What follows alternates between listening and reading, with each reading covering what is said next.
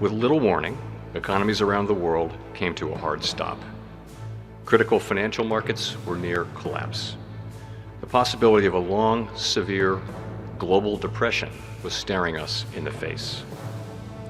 Everyone turned to the government, and to the Federal Reserve in particular, as a key first responder.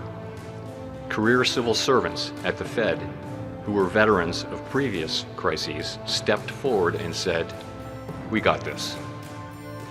We took a range of aggressive measures to supply credit to the economy, many of them unprecedented, while the financial sector recovered. At the end of the day, our integrity is all we have. Guard it carefully.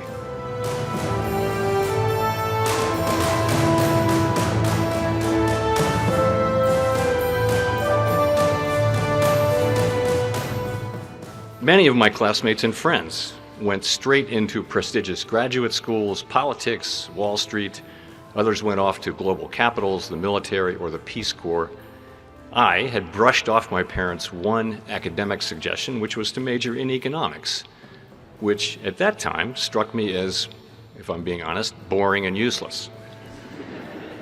After 13 years at the Federal Reserve, I fully admit that I was completely wrong about that. After graduation, I had no plan and no job. I wound up putting labels on shelves in a warehouse for 6 months, and I didn't feel great about that. One of my closest friends was getting a master's at Stanford, and I could only think, nice going, Jay. You really nailed that. But in hindsight, that time in the warehouse was a blessing, and it was exactly what I needed. The next fall, I entered law school, and for the first time, I was highly resolved to make the most of the opportunity. You know what? We all move at our own pace, and that's okay. 50 years later, I can tell you something I did not know then. The vast majority of what you need to know about work, about relationships, about yourself, about life, you have yet to learn. And that itself is a tremendous gift.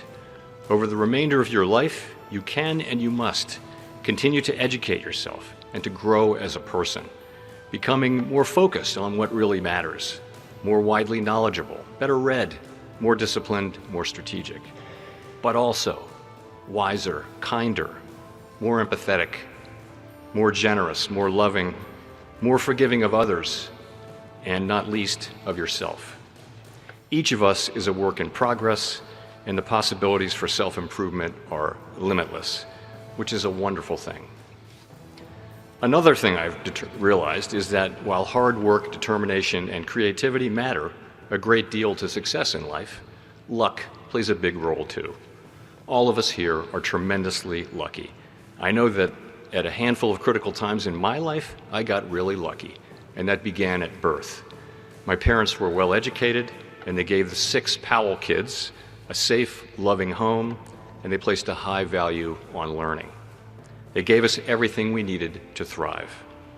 That bit of luck led to the good luck that I share with all of you, the chance to earn a degree from America's finest university.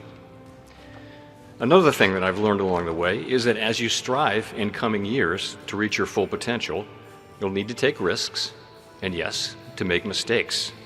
Everyone, and I mean everyone, makes mistakes. Take it from an expert. But the bigger mistake is to avoid taking risks.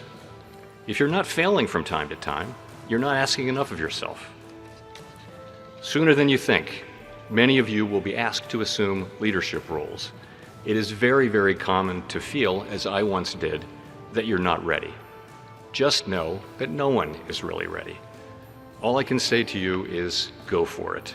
Throw yourself into the deep end of the pool, believe in yourself, take risks. When you fall down, and you will fall down, get up and repeat the cycle. And as you do assume higher responsibility, understand that a big part of your job is to bring along the people behind you. Be the leader that people can learn from, the one that people want to follow. My next point is closely related, and that is that a little bit of initiative at the right time can make all the difference. Initiative is the rocket fuel of life. Now, I'm no entrepreneur. I didn't start a major tech company. But as I look back, many of the most important developments in my life trace back to a few occasions where I showed just a little bit of initiative. I'll give you one example out of many. I was a very junior associate, and the man who ran my firm, Nicholas F. Brady, was a former United States Senator whose career had spanned the private sector and public service. I wanted to meet him, but realized ultimately I was going to have to make that happen. So one day, I finally forced myself to walk up the stairs to his corner office. I asked for an audience and was ushered in. I was very nervous. The meeting was very brief. And as I walked down those stairs afterward, I was thinking, well, at least I tried. To my great surprise, 2 months later, Nick Brady asked me to work on a project with him. And a year or so after that, he became the Secretary of Treasury of the United States. And in time, he asked me to serve under him as an Assistant Secretary of the Treasury. That enormously challenging role whet my appetite for further public service and ultimately proved to be a gateway for my appointment to the Federal Reserve Board. So, if I hadn't forced myself to walk up those stairs and take what I saw as a risky and potentially awkward step, I wouldn't be standing here today. I can think of long-term friendships and one marriage, my own, that turn on a moment's initiative. On occasions like that, we risk failure, awkwardness, embarrassment, and rejection. But that's how we create the career opportunities, the great friendships, and the loves that make life worth living. So, the combination of luck, the courage to make mistakes, and a little initiative can lead to much success. But know this: the world needs more from you than personal achievements and individual success. I strongly urge you to find time in your careers for public service. Since the founding of this great democracy 250 years ago, generation upon generation have assumed the burden and the honor of moving us closer to the ideal that all are created equal. Now, it's your turn. I ask you to take a minute and realize how the quest for these values has led us to this point in our history. We lead the world in so many ways, including in scientific innovation and economic dynamism. Our great universities are the envy of the world and a crucial national asset. Look around you, and I urge you to take none of this for granted. When you look back in 50 years, you will want to know that you've done whatever it takes to preserve and strengthen our democracy and bring us ever closer to the founders' timeless ideals. Those of you who are not entering the military or other public service may wonder, what's so great about public service? And I'll give you a recent example. In my 13 years at the Fed, the global economy has experienced a fair amount of turbulence and one outright crisis, the acute phase of the COVID-19 pandemic. With little warning, economies around the world came to a hard stop. Critical financial markets were near collapse. The possibility of a long, severe global depression was staring us in the face. Everyone turned to the government, and to the Federal Reserve in particular, as a key first responder. Career civil servants at the Fed, who were veterans of previous crises, stepped forward and said, "We got this."